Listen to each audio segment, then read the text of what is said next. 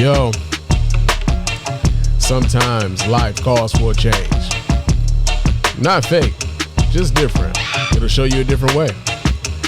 And right now, I'm on to my different way. I can promise you this is the same Spann, but the reporting is over. I'd like to welcome you to the Mr. Spann Official Podcast. Let's go.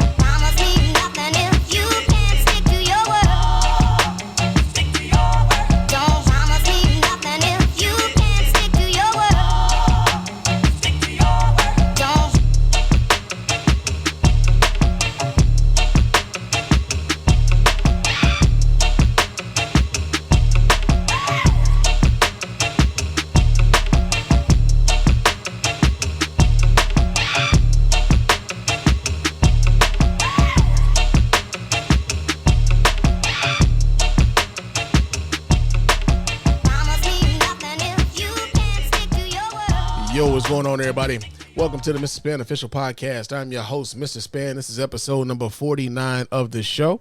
And yeah, man, it's been a week since the last time I talked to y'all, man. And we getting right back to it, man. We got a lot of things politically we're going to talk about. We got a lot of, kind of some silly things we're going to talk about. But, of course, before we get into all the things we're going to talk about, I got to remind you guys how to get in touch with us over here at the Mr. Spann Official Podcast and let your voice be heard. Go ahead and hit up that hotline at area code 313-288-0485. That's area code 313-288-0485. Leave us those voicemail messages, and, of course, those messages will get played here live on the show and responded to in kind. And if you're watching us here live on YouTube and or Facebook, you can go ahead and hit up that hotline. You can chop it up with your boy live while we doing the show. So that's, again, area code 313-288-0485. You can also hit us up at our email at feedback@thespannreport.com. That's feedback@thespannreport.com. Go ahead and leave us those emails, and of course those emails will get right here and reply to here live as well. Follow me on Threads and Instagram. My name on both of those platforms is Mr._Spann. So go ahead, follow me there, chop it up with your man Spann throughout the week. And if you are interested in some of the Love After Lockup commentary, because my show then came back, so you might be able to find me on Instagram. Well, not necessarily Instagram. I'm sorry. Threads and Twitter with the Love After Lockup recaps on Twitter and Threads. So my shit then came back, so I want to talk about it. But yeah, man, hit me up and we chop it up throughout the week. Also, man, leave us a 5-star review on iTunes and or Spotify. Those 5-star reviews are the ones that get right here live on the show. We really appreciate everybody who goes about the business of doing that. It doesn't cost you a dime, just a couple minutes of your time to let everybody know why you're rocking with us over here at the Mr. Spann Official Podcast and the Spann Report Podcast Network in its entirety. Also, man,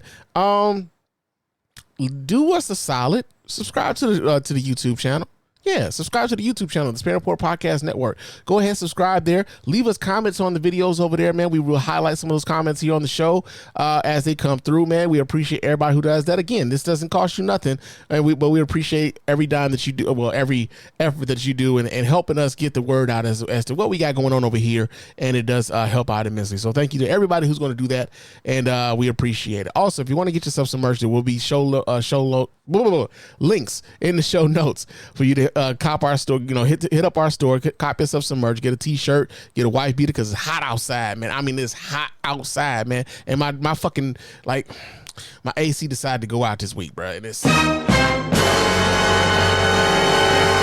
don't know if y'all could tell, but your man Spann looking a little, a little moisturized, you know what I'm saying? A little moisturized because it's a little warm in this room right now, man. I ain't used to how warm it is in here, but the AC done decided to take a shit on me. So now we got to figure out, what the fuck is wrong with the AC? Oh, the joys of home ownership, right? But yeah, man, we got that going on. But yeah, man, that's how you get in touch with us over here, man. So like I said, I appreciate everybody who goes out and does give us get that little effort. You know what I mean?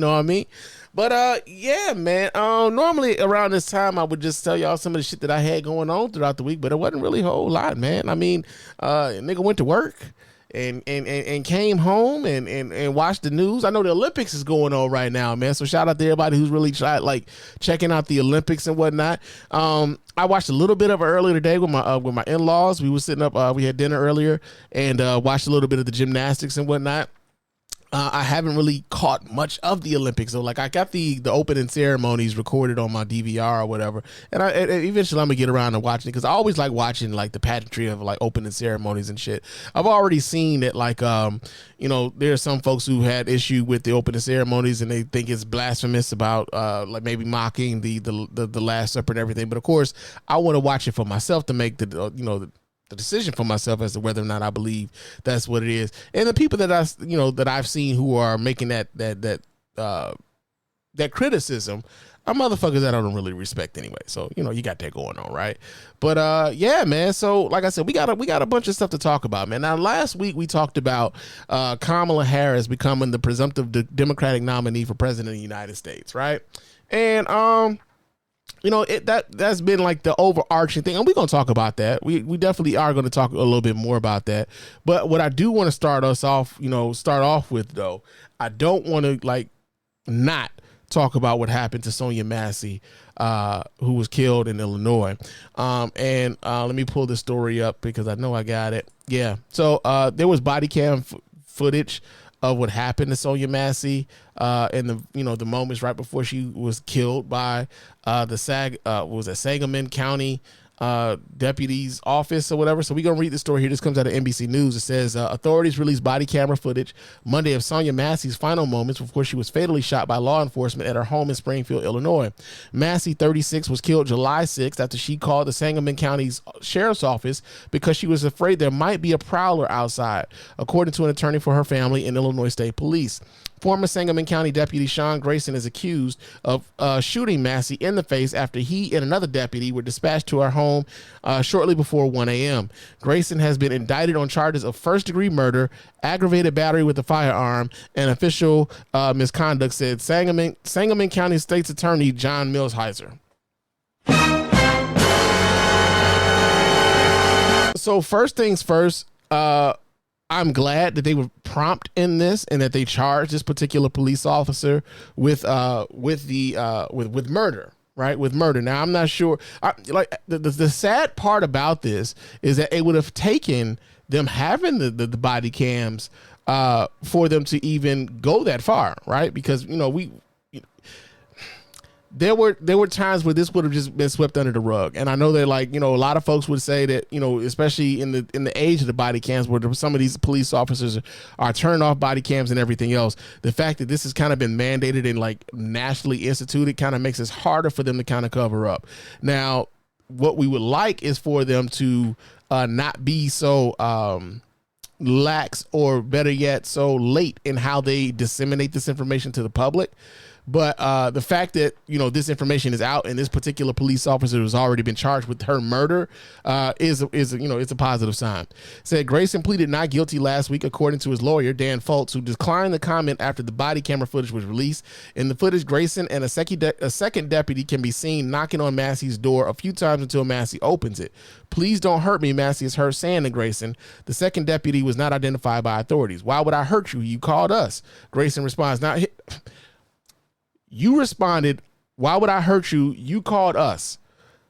And yet and still this lady ends up with a bullet in the face by you. So the deputies tell Massey they checked the area around her house and didn't see anybody, and then they asked if she needs help with anything else. Grayson also asks Massey if she's doing okay mentally, to which she answers yes. "I love y'all. Thank y'all," Massey says as she's closing her door. The deputy asks if a black SUV in her driveway with the smashed window is hers, to which she says no, and that someone brought it there. The deputies then go into Massey's house where they ask her for her name so they can get out of your hair. Massey then moves to her stove where she picks up a pot from a burner. The situation escalates when she moves the pot from the stove. "Where are you going?" she asks the deputies. "Away from your hot steaming water," Grayson responds. "I rebuke you in the name of Jesus," she says. Massey does not approach the deputies with the pot and stays in her kitchen. "You better fucking not. I swear to God, I'll fucking shoot you in your fucking face," Grayson says before pulling out his gun. "Okay, I'm sorry," Massey says as he ducks. Second deputy also pulls out his gun, dropped the fucking pot, and yeah. So they took the sister out.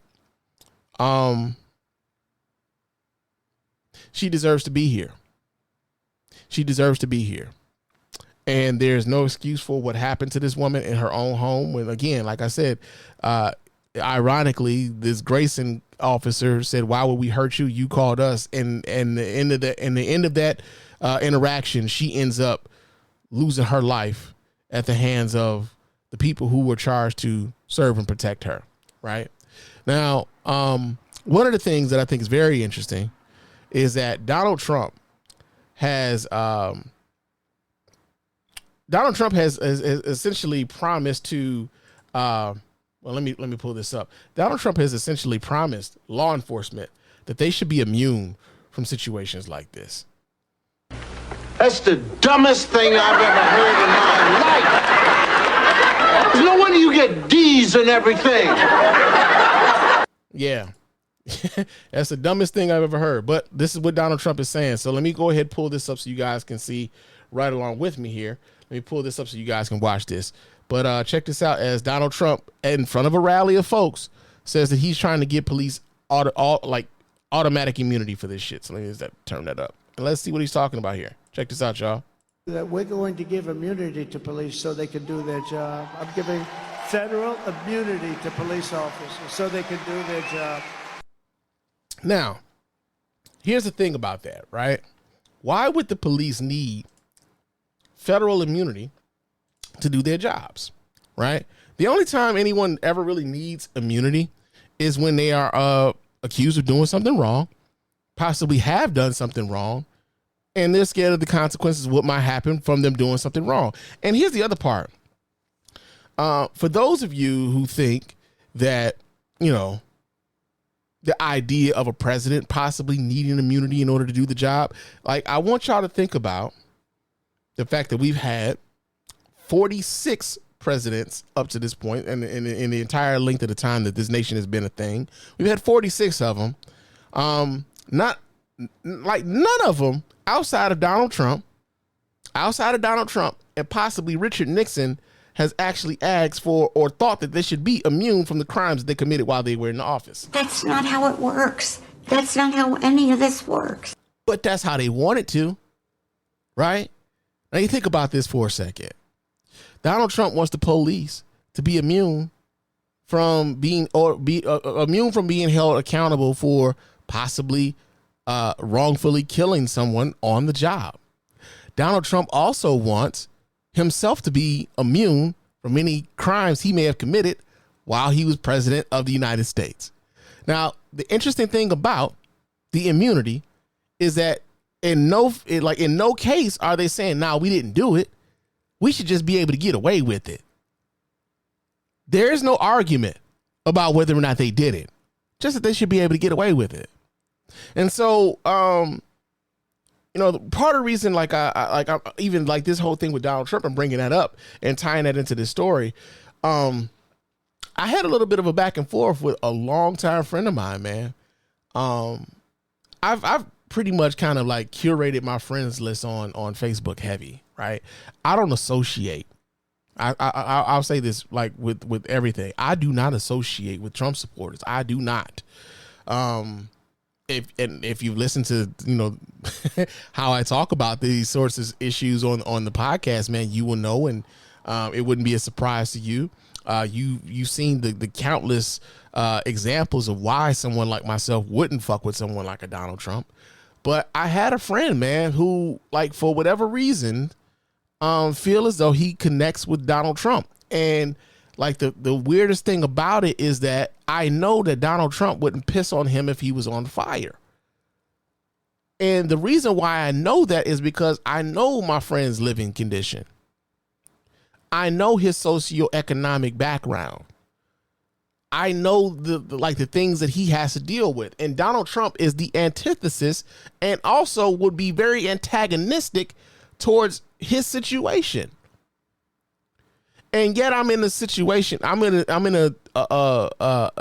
a situation with my friend where I might just have to like wash my hands because my friend thinks that Donald Trump might not necessarily mean all of the silly shit that he says, or that Donald Trump actually is for enhancing black folk, or that the only reason that I am a staunch Kamala Harris supporter the way that I am is because I believe that Democrats are for black folk. No, it's because I'm politically astute, and it's because I'm politically pragmatic.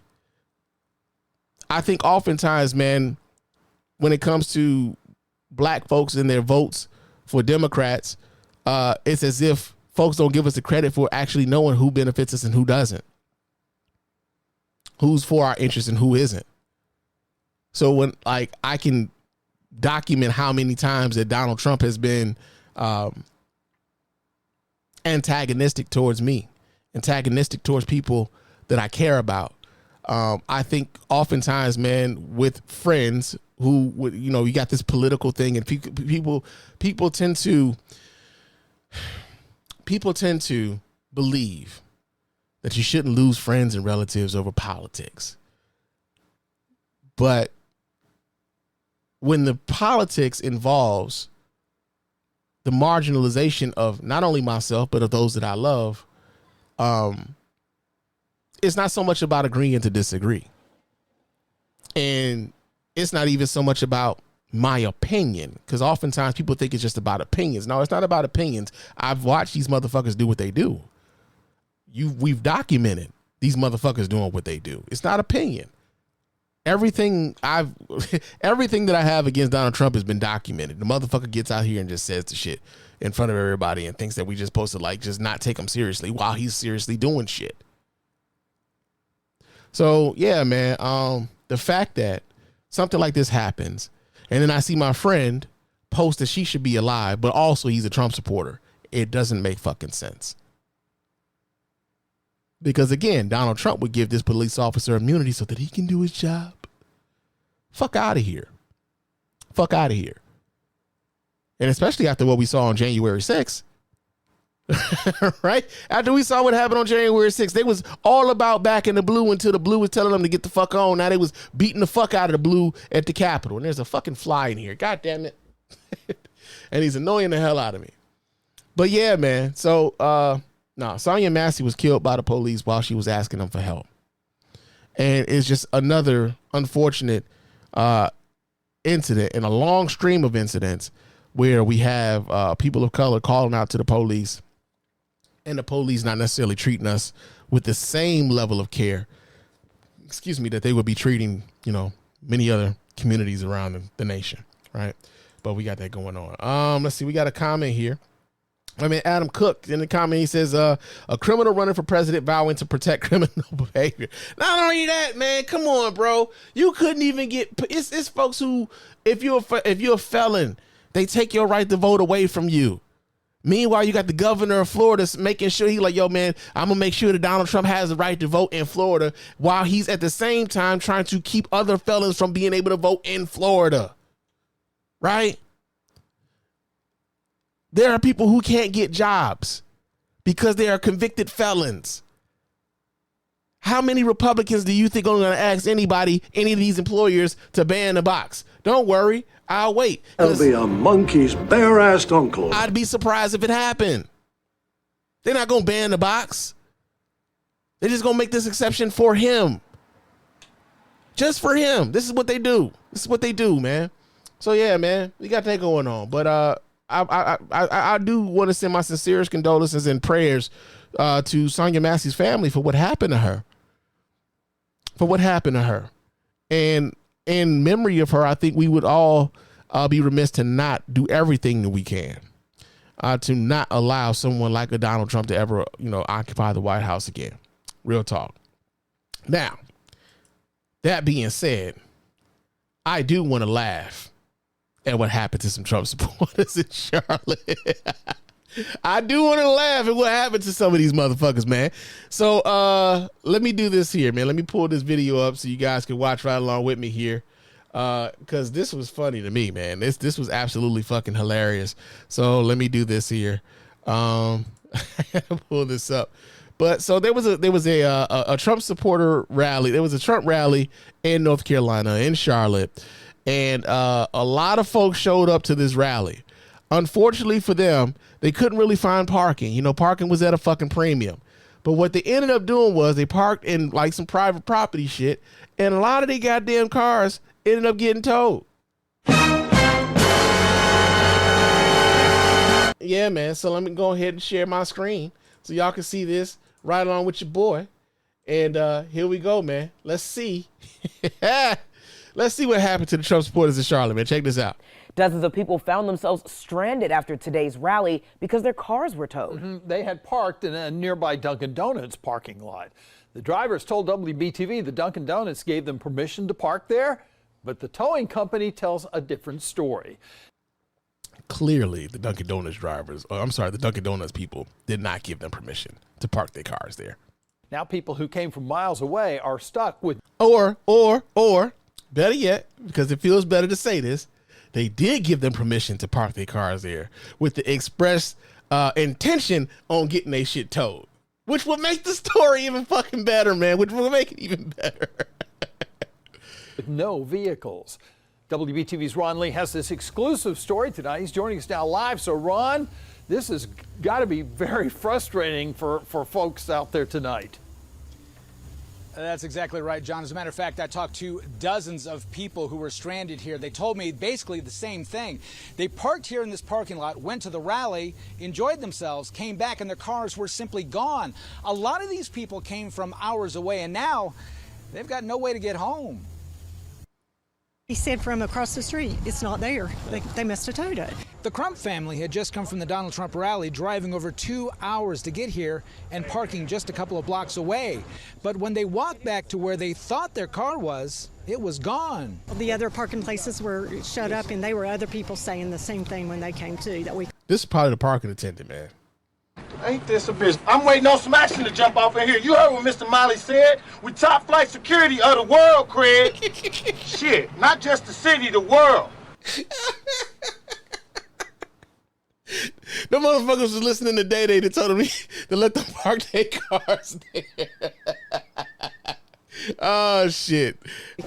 Some who tell the same story came from much further away. It's about 3.5 hours, I would say. Darren Simmerly also attended the rally and is also in the same predicament.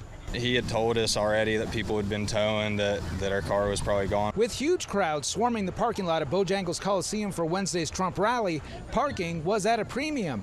As an option, drivers tell me they parked at the Dunkin' Donuts along Monroe Road. They claimed the manager at the time gave them permission to leave their cars at the lot while they attended the rally. While they were gone, tow trucks showed up and began hooking up vehicles. The managers inside promised them that we could park here. Some of the people here even gave money to the people inside. Now, to get their car... Hold up. So, y'all went inside a Dunkin' Donuts, paid someone inside a Dunkin' Donuts to park y'all cars, as opposed to, I don't know, going to an actual fucking parking lot with a parking lot attendant who actually would give you a ticket so that your car is actually like, you know, hey, you got a receipt, put this thing in your window, and you cool to park here. Y'all went inside a Dunkin' Donuts, paid someone in a Dunkin' Donuts to park in the goddamn parking lot. That's the dumbest thing I've ever heard in my life. No wonder you get D's and everything.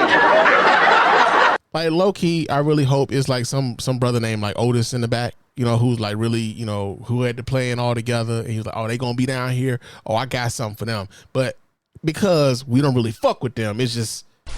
We will not have it. I said we will not have it, oh. We won't have it, man.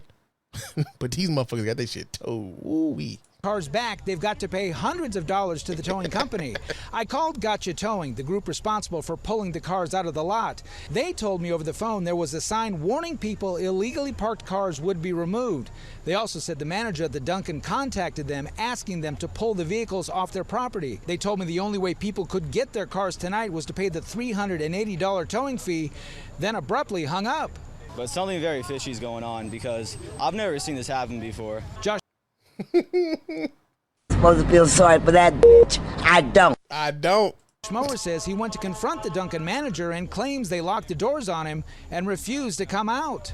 And all of our cars are gone, the whole parking lot, everybody's. And then they lock the door, they won't answer the calls, and they won't even answer at the window.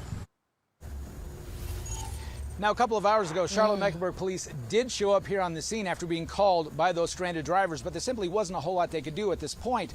What they did do is help shuttle people to the towing yard to retrieve their vehicles.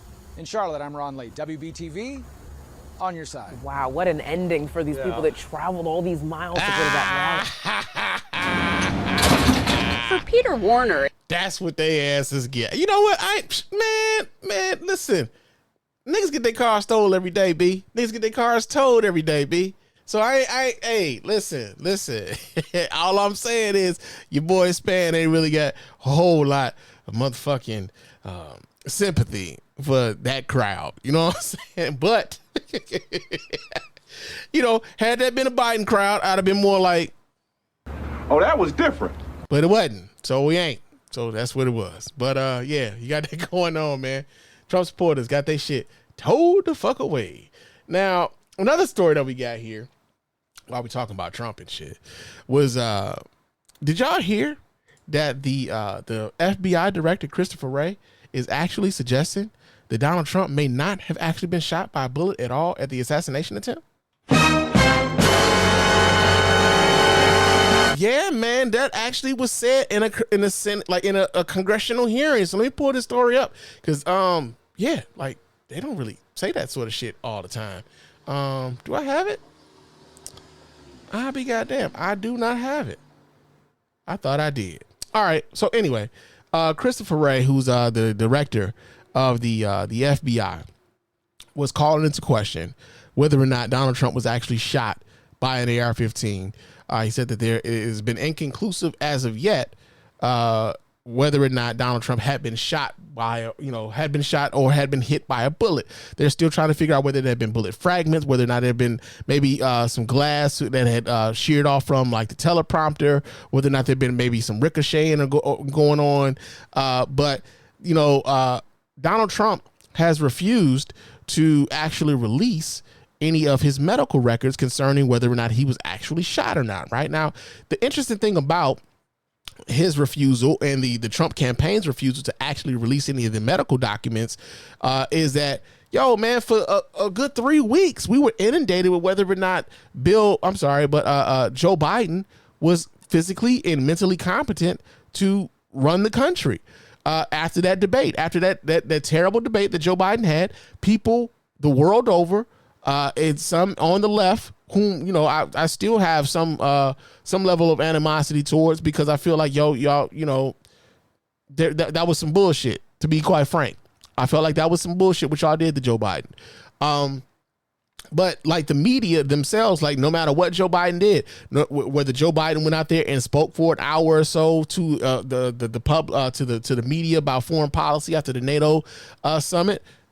Yeah, but did y'all hear that he stumbled and he said he got Vice President Kamala Harris' name mixed up with Donald Trump? Meanwhile, Donald Trump out here is confusing Nancy Pelosi with Nikki Haley and shit multiple times. But y'all aren't as dogged about getting his medical records as y'all have been about, hey, there was a dude who specializes in Parkinson's visiting the White House. What was he there for? Who was he there to see? And all this other shit, right? He'd been here 8 times. Why was he here so much? But again, we saw what happened to Donald Trump, and yet when still we don't have any sort of medical documentation really to say everything that happened to him. We do know that the dinger didn't require stitches. Now, here's the thing. I don't know how many of you are familiar with a 5.56 round or a 2.23 round, which is two of the calibers that you can actually shoot through an AR-15. I don't know how familiar you guys are with that round. And I actually put a picture of it up on my social media where I had like an AR-15 round. It was a 5.56 round. Next to a 40 caliber round, next to a 9mm round, next to a 22 long rifle round. And the AR-15 round is much larger. It's much larger than all 3 of them is. In fact, it's actually damn near like the size of all 3 of the other 3 rounds combined. Right. I'm flummoxed at the idea that he would have been shot, as some of the right would have us believe, that he was shot with an AR-15 round and he required no fucking stitches. Now, that's not to say that it, is impossible. I'm just finding it hard to believe. And the other thing that makes it hard to believe is that if he had been really shot with an AR-15 round because of who we're dealing with, Donald Trump's lying ass, I feel like if he really was shot like that, he'd have put that shit out there, right? Instead, we get news that Donald Trump the next day is out here playing golf, refusing to, or better yet, not even so much refusing to, but not even speaking to the woman who lost her husband at that rally, not even speaking to her, while she's rejecting Joe Biden's call to offer his condolences because she believed her husband wouldn't want her speaking to Joe Biden. Meanwhile, the man whom they have pledged their allegiances to ain't really giving a fuck about them. So, like, the idea that Christopher Wray would come out in a Senate, it was probably like a House committee meeting, but it was a congressional meeting, that he would say this, like, yo, man, we really aren't really sure. Like, so far right now, we have no evidence that he was actually shot. Now, later on, I believe it was probably the next day, the FBI kind of backtracked on that because they got some blowback. But I believe that the original story, that they don't really know, because they haven't really, like, the people who have, Donald Trump himself refuses to even allow the medical records to even be released. So how could they know? But yeah, man, was he really shot? The FBI like, we don't know. Might not have been, could have been. Who knows, right? I just wish the media would be as fucking dogged on getting the details on that as they had been the previous 3 weeks on whether or not Joe Biden was physically capable and mentally capable of carrying out his duties as president of the United States, to the point where they forced that man out of the fucking presidential race. I really wish that the media would be just as dogged on that as they had been with Joe Biden. But it is what it is. Now, of course, we know that Kamala Harris is now the presumptive Democratic nominee for president of the United States. And now the Republicans, because they hadn't really planned for this, which is odd that they hadn't planned for there to be some kind of change, because they had been telegraphing it, right? The Republicans had actually been talking about whether or not Joe Biden would even finish the campaign long before Democrats had even been talking about it, which is another reason why I was like, man, what the fuck are y'all doing? Right? When it came to Joe Biden, like, yo, man, this is exactly what the fuck they've been saying. However, the Republicans have been caught flat-footed with the fact that Kamala Harris has become so quickly the presumptive Democratic nominee. So much so that Republican Congresswoman Nancy Mace out of South Carolina is now trying to get Kamala Harris impeached, man. So just what the fuck, y'all? God damn! God damn! God damn! What? Fuck! Yeah, man. So we get this story here. Let me see where I got this from. I know it's here somewhere. Here we go. We get this here out of The Hill. And it wasn't Nancy Mace. I'm sorry. It wasn't Nancy Mace. What Nancy Mace was trying to do, actually, was trying to get Kamala Harris to invoke the 25th Amendment to get Joe Biden up out of the office of president of the United States and make Kamala Harris the president of the United States. And here's the thing. I've heard people on the left say that, like, nah, man, Kamala should be the president, so that way, they can see her as presidential, and, we can actually, like, have her actually responsible for some of the stuff that's going on. No. We don't need Kamala Harris doing that right now. What we really need Kamala Harris to do, because it's such a short period of time and a turnover as to who the actual candidate is, we need Kamala Harris focused on campaigning, right? Let Joe Biden do his thing for the last 6 months that he's got to be president. What we really need is Kamala Harris to be focused on what her campaign is going to be going forward, how she's going to attack Donald Trump and J.D. Vance, how she's going to press the case against them, especially with Donald Trump being a convicted felon running for president. She is a former prosecutor. And like make it an effective campaign against him. We don't need her bogged down with the responsibilities yet of being president, right?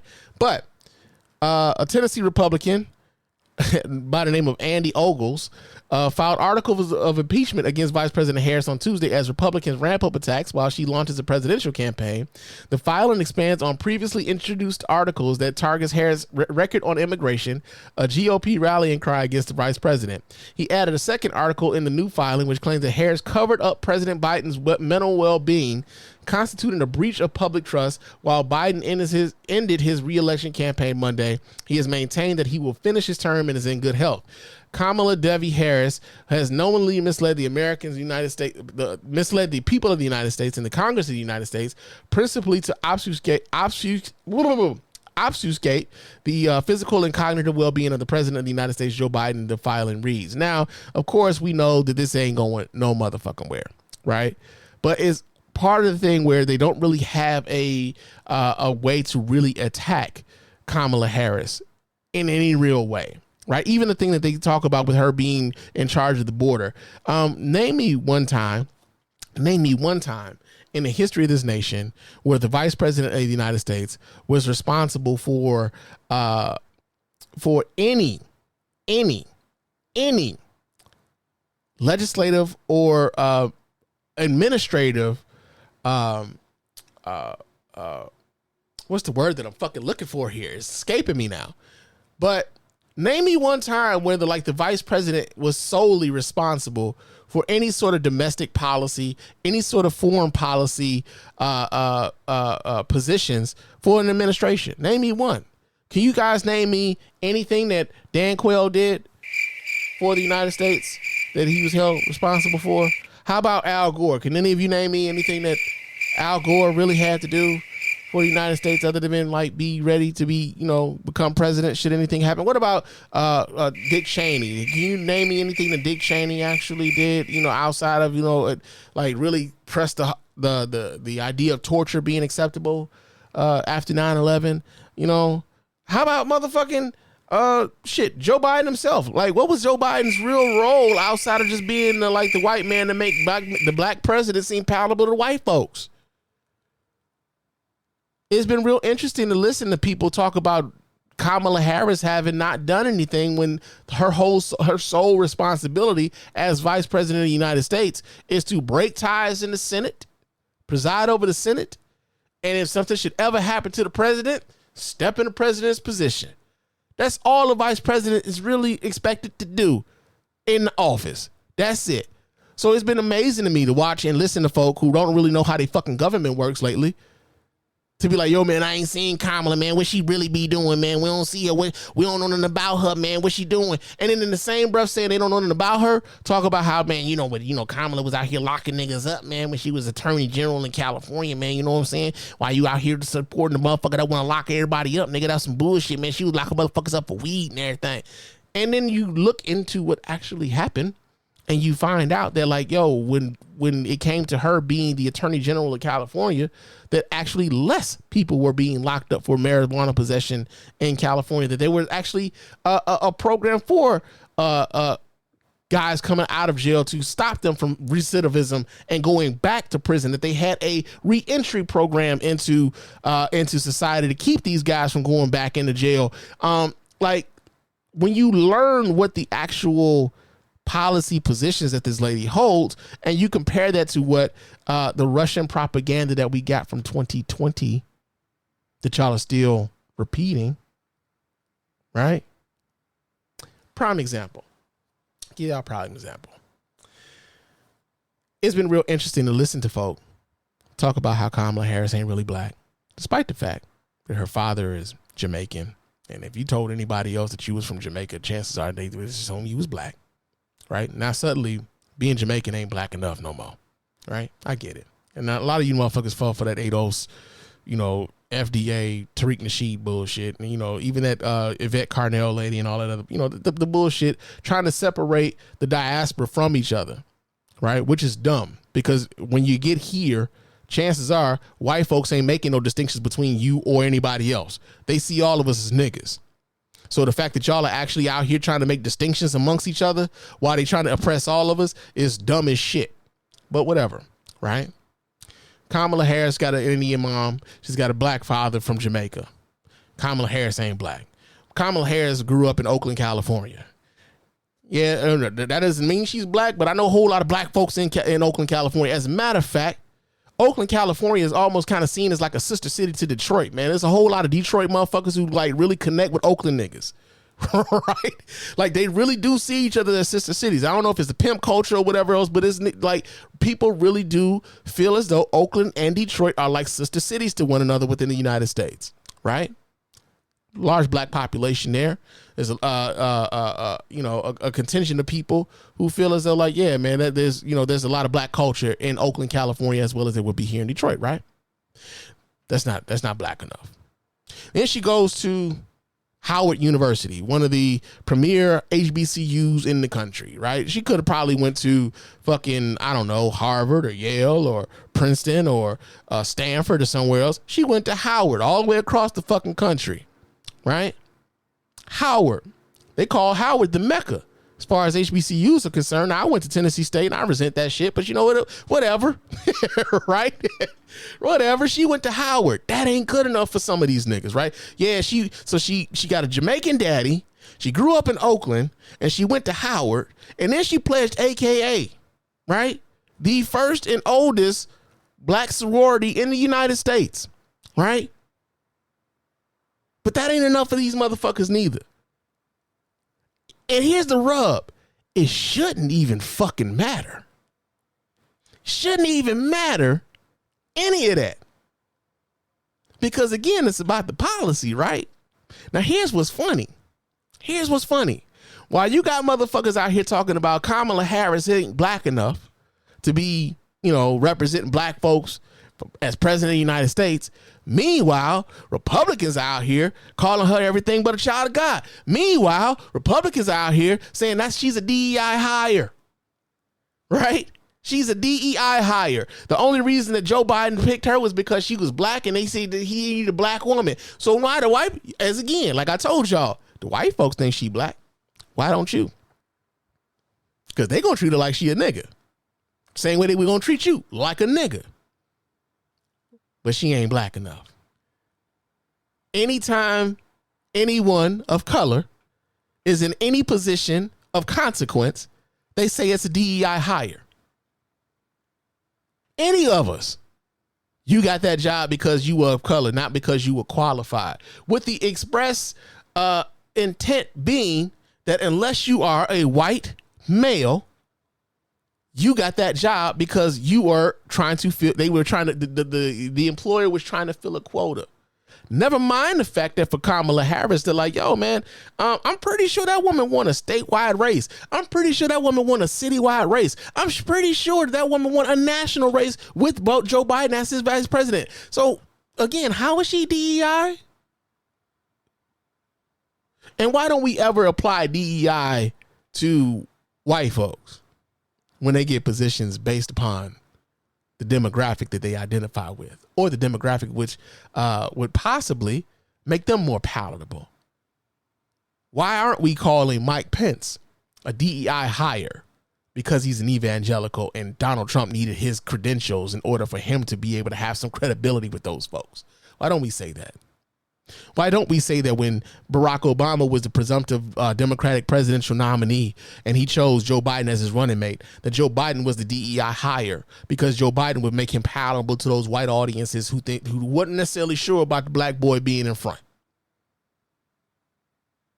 Why don't we do that? Even now, if Kamala Harris gets another white dude to be vice president, what are we going to say?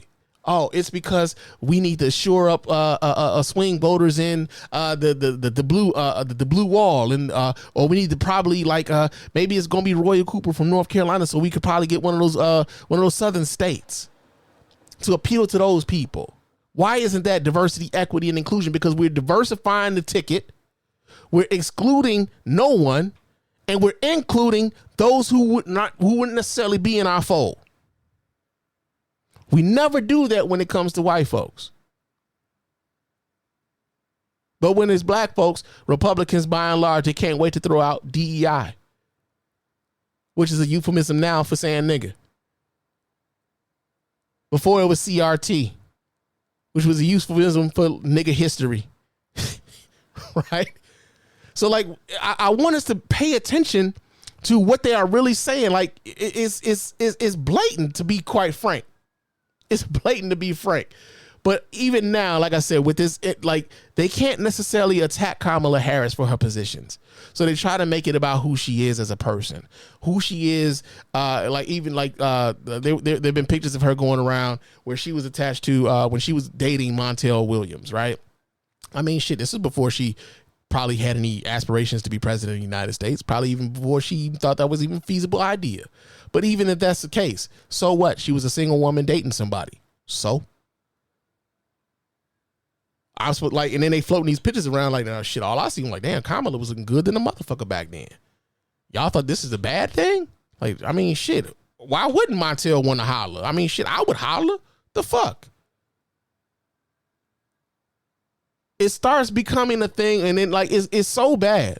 It's so bad that Republican leadership in the House has to tell their people, hey, man, y'all got to stop calling this lady a DEI hire and really just start trying to attack her record. They can't help themselves. The racism is built in. The racism is built in. But the idea that they would try to now impeach her, you haven't been trying to impeach her all this time, but now you want to impeach her because now they want to, here's the other part about impeachment. They want to turn impeachment into something that doesn't really mean anything anymore. And the reason why they want to turn impeachment into something that doesn't mean anything anymore is because Donald Trump has been impeached twice. So if you can, like, make it to where, like, oh, well, shit, you know, we done impeach Kamala Harris and we done impeach such and such. We done, you know, impeachment ain't really nothing no more. It used to be a very fucking serious thing. But they're now frivolously trying to impeach folk because they want to muddy the waters. They want it to mean nothing going forward. And much the same way that now being a felon actually doesn't mean anything. Now ask yourself whether or not Republicans will be supportive of banning a box where you can't ask anybody whether or not they've been convicted of a felony on a job application. Ask them whether or not they're going to do that. Present legislation on whether or not they're going to do that. As a matter of fact, this is the perfect time. The perfect time. I really wish Democrats would do this. Come up with a gun control bill, call it the Keep Donald Trump Safe bill, and force Republicans to vote against that motherfucker. Because, again, we know they're full of shit. We know they're full of shit. So, yeah, man, you got that going on. Also, Barack Obama and Hillary Clinton, I'm sorry, not Barack Obama, but Barack and Michelle Obama have also endorsed Kamala Harris finally. I know a lot of folks were asking whether or not, I know a lot of people were talking about whether or not Barack Obama and Michelle Obama should have done it sooner. I don't know whether or not it would have been like, honestly, I don't know whether or not it would have been greater if they did it earlier or, you know, better or not. Like, to be frank, man, because again, people are galvanized behind Kamala Harris already. You've already had black men get on a call and it's like 53,000 black men raising 1.2 million. You've already had sisters get on a call and there's 40,000 of them and they raised over $1 million. You've already had white women get on a call and they raised $4 million. You already got like so many different groups getting on phone calls and galvanizing people, not only just raising the monies, but getting volunteers and motivating folks to get involved in this election, man. Like, it's one of the things that I wish we had this level of enthusiasm for Joe Biden. And the only reason why I say that is because Kamala Harris was on the ticket anyway. We were already going to get Kamala Harris. So I wish that enthusiasm had been there before, but I'm not mad that it's here now. I'm really not mad that it's here now. I just hope that it's enough at this particular juncture where we can actually push it through the final stages and we do not get a second coming of Donald Trump as president of the United States. Right now, another story that I want to like kind of bring up real quick is that they've been doing some polling since Kamala Harris has been. They've been doing some polling since Kamala Harris became the nominee, and apparently here in Michigan, he gets no motherfucking support since Kamala Harris became the nominee. God damn! Yeah, man. So let me pull this story up because I know I have it. Where is it? Okay. Here we go. We get the story. This comes out of Newsweek. And Newsweek says the former President Donald Trump received the support of no black voters in the new Michigan survey.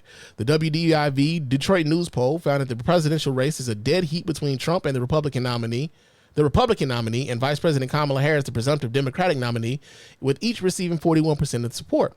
Among the black voters surveyed, 82.1% supported Kamala Harris, 11.5% backed an independent candidate, Robert F. Kennedy Jr., which, unfortunately is really a vote for Trump. And none supported. I said none. Zero, zilch, nada supported Donald Trump. The poll surveyed 600 likely Michigan voters between July 22nd and 24 and was a margin of error of 4 percentage points. It is unclear how many black people were included in the sample, but it is likely to be fewer than 100 people given that black residents make up 14% of Michigan's population. Other polls have indicated that Trump's gains among black voters have eroded since President Joe Biden quit the presidential race on Sunday and quickly endorsed Harris, who is of black and South Asian descent, to replace him at the top of the Democratic ticket. Biden had faced calls to drop out after the disastrous debate performance raised fresh questions about the 81-year-old's age and ability to beat Trump, who survived an assassination attempt earlier this month. By Monday evening, Harris had secured the support of enough Democratic delegates to become the party's nominee. As she is officially nominated at the Democratic National Convention in August, Harris will be the first woman of color to top a major party's ticket.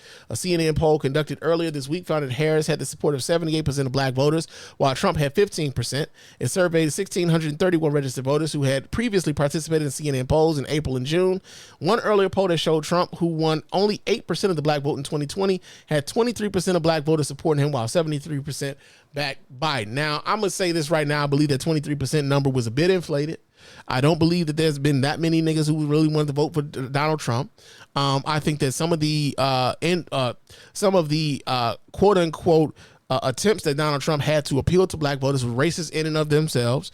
Whether it be, suggesting that black people would vote for him because they were, they felt a connection with him because he had been arrested and his mugshot is popular. That was offensive to anybody, what the fuck? So what you're identifying black people with criminality? Fuck you. And then there's also those ugly ass gold Trump sneakers that he put out, and then his surrogates because black people love sneakers. What the fuck is y'all really are y'all really don't think much of us. You really don't. And so his support amongst black people, even when he was here in Detroit recently, where they were talking about him being at that black church. Yeah, it was a black church filled with a whole bunch of white folks. And even some of the people that he had, and some of the the Detroit area rappers, who were saying Donald Trump is their reason, he inspired them to vote for the first time. It was nigga, where the fuck have you been at? But again, I'm an older nigga, so I don't know. Sometimes I feel as though yo, man, I'm really sometimes a little bit. I'm on the other side now on the pop culture chick, because I'm yo, man, seriously, this motherfucker is the dude who inspired you to vote for the first time, despite the fact that this nigga is doing everything he can to decimate your community. Okay, nigga, I guess. But again, there's also this thing of I got mine, y'all niggas need to get yours, and there's a lot of that. I'm sorry, not necessarily a lot of that, but there's enough of it in the black community where they're there's just some semblance of niggas who were just I got mine, y'all get yours, fuck the rest of y'all. And meanwhile, you got a lot of us who are nah, man, if we all need to contribute and build the neighborhood up, build the community up, build the city up together. It's not going to be just you get yours and everybody else is on their own. It just never has been that way for black people in this nation. And so to act as though because we got a few niggas who got a little money that it's going to be like that for everybody, it's not. It never has been. Never has been. Real talk. So got that going on, man. let's get off of this shit, though. I've been talking enough about this. I've been going on for almost an hour talking about this punk motherfucker. But, yo, man, so we got another story here. We get this out of Ohio. But, yo, you know, in Ohio, if you get boneless wings, you should probably expect bones in your boneless wings. That's the dumbest thing I've ever heard in my life. No wonder you get D's and everything. Yeah, man. I mean, it is Ohio. So we get the story here. This comes out of the Associated Press. It says the consumers cannot expect boneless chicken wings to actually be free of bones.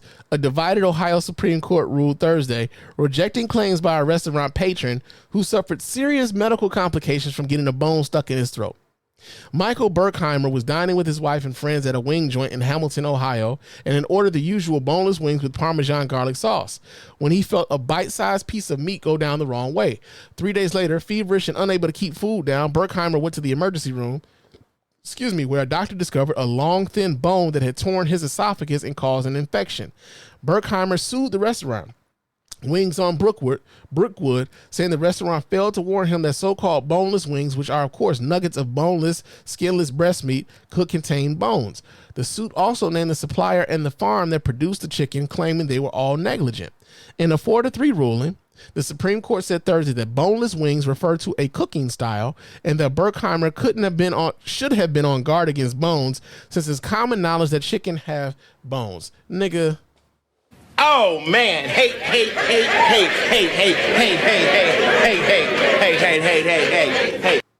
That's the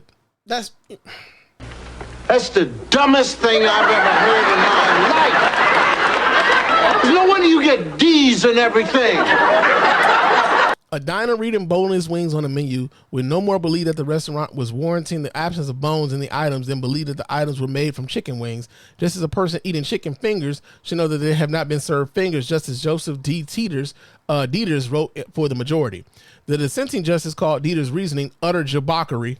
Utter jabberwocky. Okay, I never thought I would read that in a judicial decision, but utter jabberwocky, and said a jury should have been allowed to decide whether the restaurant was negligent in serving Berkheimer a piece of chicken that was advertised as boneless. Now, here's the thing, man. I think that if I were to go to a restaurant and I ask for boneless wings, that those wings should indeed be boneless. Now, I understand that the quote unquote wings aren't necessarily wings, but I also know that usually they ain't got no bones in them. The idea that someone goes to a chicken restaurant, orders the boneless option, and they get bones and they suffer an injury because of it, and they are not compensated by the restaurant for that, I'm just wondering how much they pay them justices, man. Real talk. Like, I'm really wondering, like, how much they paid those justices to come to that conclusion where, like, yo, yeah, you are not supposed to expect your wings to be boneless if you decide to get boneless wings. That's stupid, bro. That's stupid. But it is Ohio, and you know they are home with the fuck eyes, so it doesn't really surprise me there. Doesn't really surprise me on that front. I say that. Southwest Airlines, man. Southwest Airlines is getting rid of their 50-year tradition of just letting people sit wherever the fuck they want all willy-nilly. And they are now going to start assigning seats on their flights, man. So, yeah. We're going to get the story here this is from go.com. And it says Southwest Airlines plans to drop the open boarding system. It is used for more than 50 years and will start assigning passengers to seats just like all the other big airlines. Southwest said Thursday that it plans to drop the open boarding system. It is used for more than 50 years and will start assigning passengers to seats.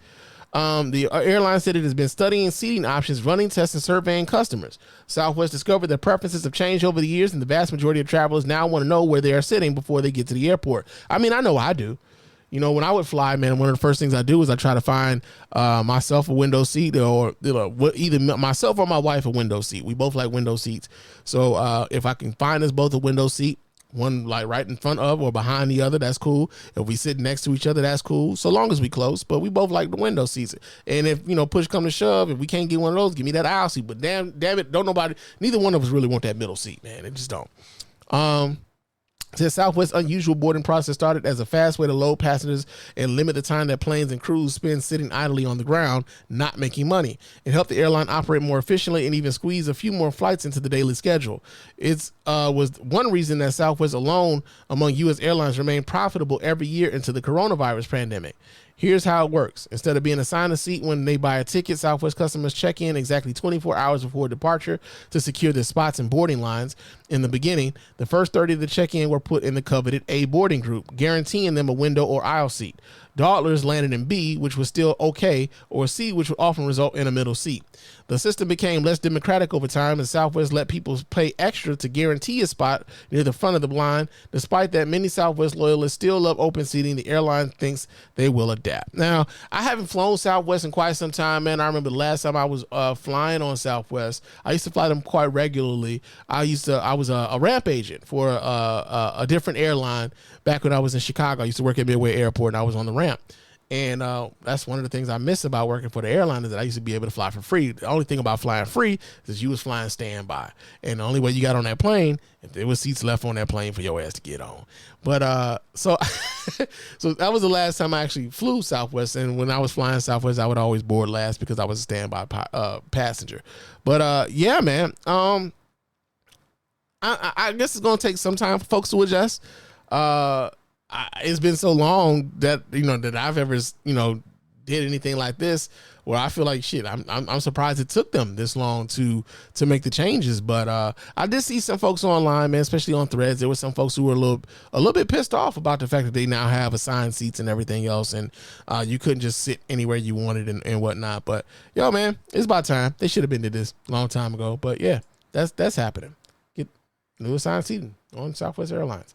Now, another story that we got here real quick. There's this rapper. I didn't know she was a rapper, but there's a rapper named Dream Doll, man. Some of you may be familiar with her work. I am not. But Dream Doll says that she wants to reverse her plastic surgery, and she says that natural bodies are back.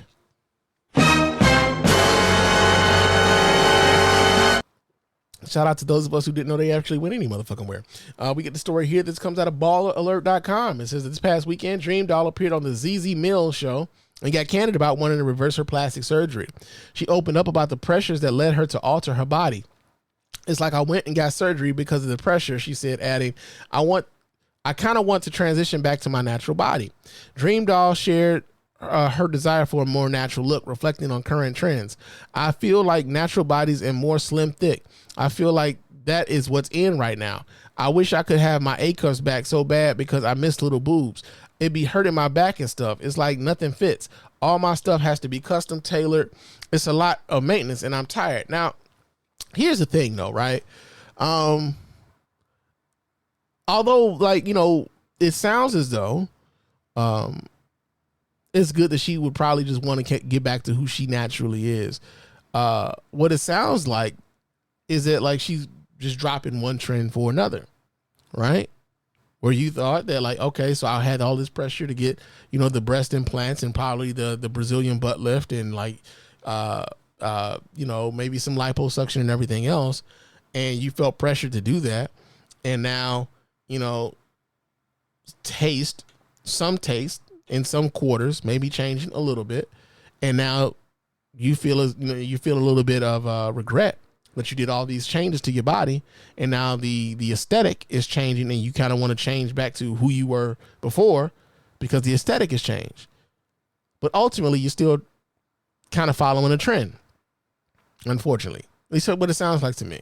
Because in 2021, she took steps to reverse some of her procedures, undergoing a hip removal and a butt reduction. Dream Doll's openness about her journey highlights a shift in the beauty industry where natural body standards are making a comeback. As some celebrities opt to reverse their surgeries, others turn to methods like Ozempic to achieve a more natural look. Yeah, so like, I mean, honestly, man, like how people feel about themselves is the most important thing. I try not to. I try very hard not to judge how people feel about themselves, right? One of the things I think is very interesting, especially online, is that I'm noticing so much more people are going through their weight loss journeys, and they say, this is what I used to look like before, and this is what I look like now. And you will have folks in the comment section or just up underneath the thread, and they'll just say, yo, man, but you look so much better before, you know, well, you shouldn't even fuck with it. Like, and it's like, bro, like, that's kind of unhelpful, right? That's kind of unhelpful, because now you're negating all the work that they took or the work that they did to get to the position that they felt better about themselves. And whether you felt that they looked better before, that doesn't necessarily make them feel good. As a matter of fact, it kind of contributes to why they felt bad about themselves in the first place.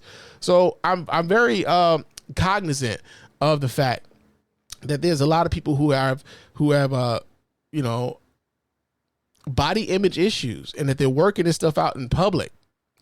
And it's hard to deal with this stuff in public and have to deal with the public response to who you are and how you present and everything else. I think for the most part, man, if you're going to do it because this is what you want for yourself, and not necessarily do it because you're following a trend. And much the same way that I would like with so many young ladies feeling pressure to get Brazilian butt lifts. Like, it got to a point, and I'm just being honest, it got to a point where, like, you know, the shit, it wasn't looking natural on a lot of young ladies. You know, it just looked, you know, they started looking cartoonish to some degree. One of the people that I think of is Mariah Mills, the young lady who was like obsessed over Zion Williamson much of last year. You know, things to start looking a little, it starts looking cartoonish at some point. Hopefully, though, whatever issues that they're dealing with personally, they get that worked out, and then they start to love themselves a bit more, to where you're not feeling like they have to do these procedures in order for them to feel better about themselves, right?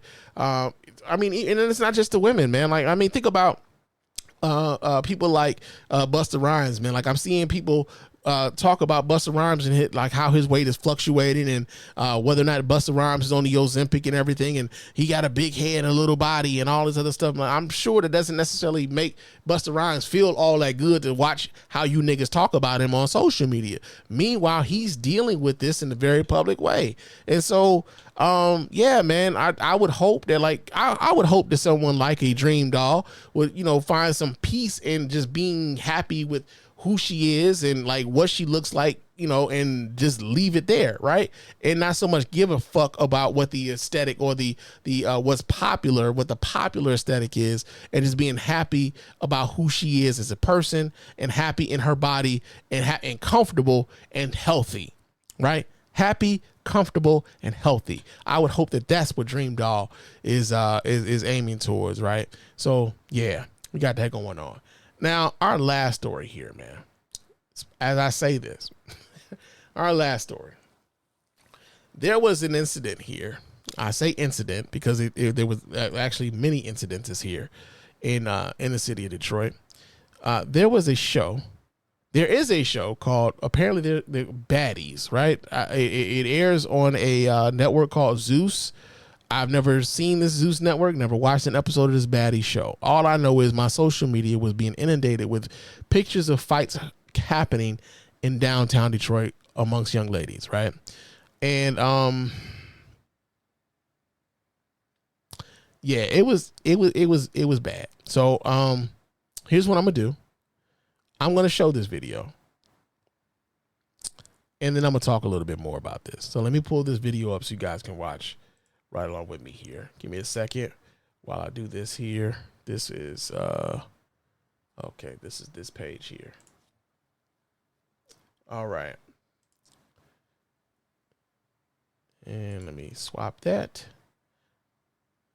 All right, so check this out, y'all. Let me turn the sound up, and I'm gonna maximize this if I can.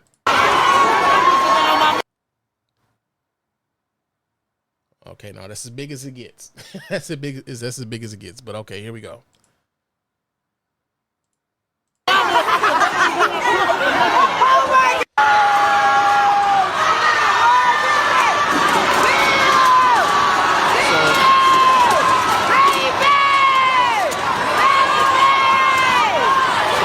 Okay, so this is happening in the Huntington place. This is where the Detroit Auto Show, the North American International Auto Show happens here.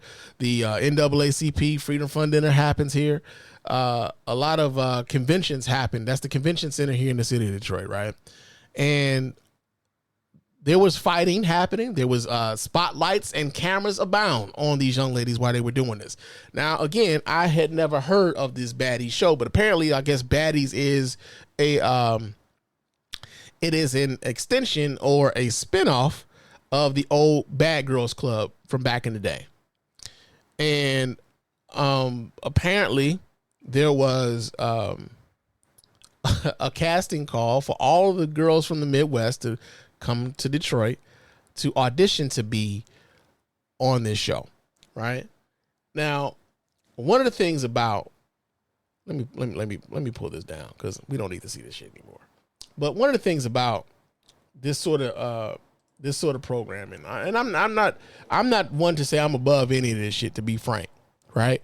Again, y'all saw me live tweeting, live threading, live Facebooking, live everything, love after lockup, right? So it's not to say that I'm above any of this shit.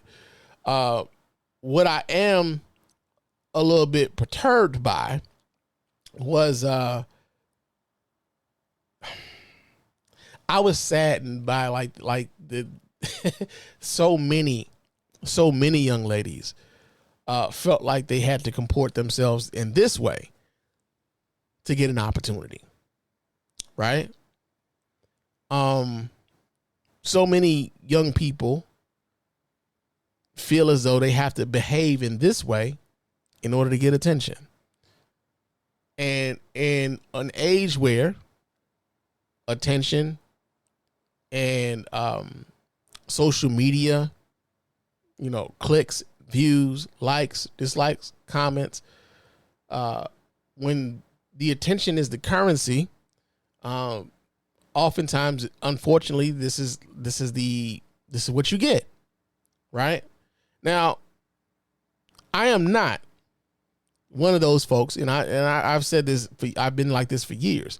I am not one of those folks who will say to anyone that, hey, man, this is why they don't respect us, man. You know what I'm saying? The black community, man, these are the motherfuckers. This is why they look down on us, man. Ain't no other group of people acting like this. It just be us, man. And this is why they don't respect us. And I'm going to tell you this right now, man. Before any of this shit happened, they were already not respecting you.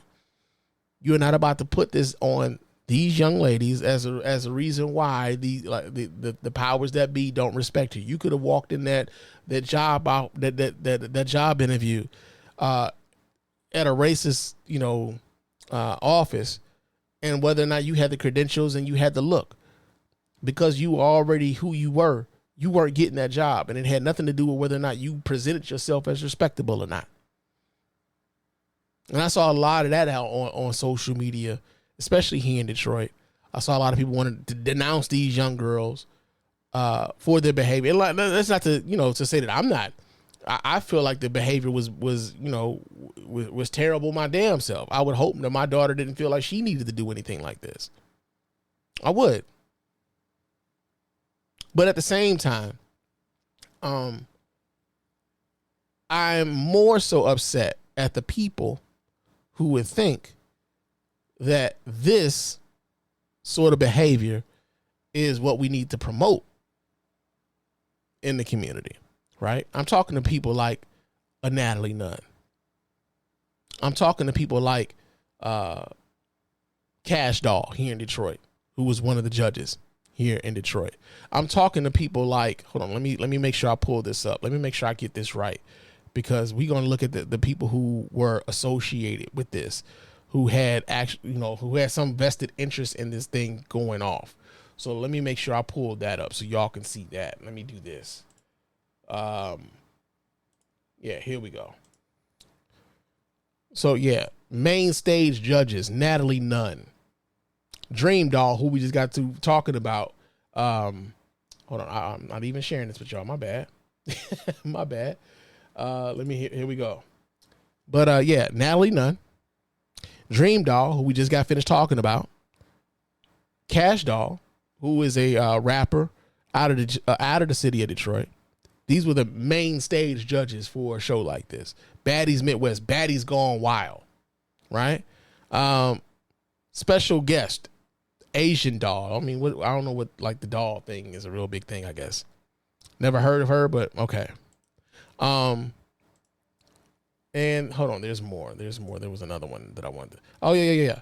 So, auditions, host, Janisha John, Tiffany Pollard, New York from I Love New York and Flavor of Love, Bobby Lights from Love and Hip Hop, right? These were the folks who were associated with what happened here in the city of Detroit. And I just want to make it known, bro. These people have, for whatever reason, made it a vested thing for them to highlight some bad behavior. And I'm not a conservative motherfucker at all. I just thought what I saw was shameful this weekend. I thought what they did in my city was shameful. And I would hope that this sort of thing doesn't get rewarded. But, you know, that's being altruistic, and that's probably me being a little bit naive, because in some ways, some of the bad behavior gets highlighted. It gets rewarded. So I just know that when I seen what was happening, man, it just left your boy disappointed, man, because I was like, man, what the fuck is going on? And it also knew that it was going to make it very easy for, you know, some niggas to be like, this is why I don't want to get married. Some niggas like, this is why don't nobody want to fuck with you bitches. It's always them niggas around. They can't wait for an opportunity to shit on black women. Can't wait for it. But at the same time, there's no excusing the bad behavior that was being exhibited there. Just isn't. But yeah, man, that's all I got to y'all tonight, man. I've been talking for a little bit. It's time for me to get ready to I gotta start getting ready to go to bed, go to work. I gotta go to work in the morning. But now, man, before we get on up out of here, I do have to remind you guys how to get in touch with us over here at the Mr. Spann Official Podcast and let your voice be heard, man. Go ahead and hit up that hotline at area code 313-288-0485. There's area code 313-288-0485. Leave us those voicemail messages. Of course, those messages we'll get right here and responded to here live on the show. Also, leave me an email at feedback@thespanreport.com. That's feedback@thespanreport.com. Go ahead and leave those emails, and of course, those emails will get right here and reply to here live as well. Follow me on Threads and Instagram. My name on both of those platforms is Mr._Spann. So go ahead and follow me there. Chop it up with your man Spann throughout the week. Also, leave us a 5-star review on iTunes and or Spotify. Those 5-star reviews are the ones that get right here live on the show. We really appreciate everybody who does that. Doesn't cost you a dime, just a couple minutes of your time to let everybody know why you're rocking with us over here at the Mr. Spann Official Podcast and the Spann Report Podcast Network in its entirety. Also, man, our YouTube channel. Go ahead and subscribe to the YouTube channel, the Spann Report Podcast Network on YouTube. Subscribe to the show on there. Comment on the shows on there, man. And we will, of course, we will read those comments and we will reply to those comments as well as we do all the other stuff, right? Also, if you want to copy yourself some merch, go to our store. The link will be in the show notes, man. Get yourself a coffee mug, get yourself a hoodie, get yourself a t-shirt. You know, not necessarily, I mean, the hoodies is kind of warm for the hoodies right now, but later on, you know what I'm saying? Later on. But get yourself some merch, man. We really appreciate everybody who supports the show and supports the podcast network in that way, man. Real talk. But I am about to get myself on up out of here. I will talk to you guys again soon. But until next time, fam, peace.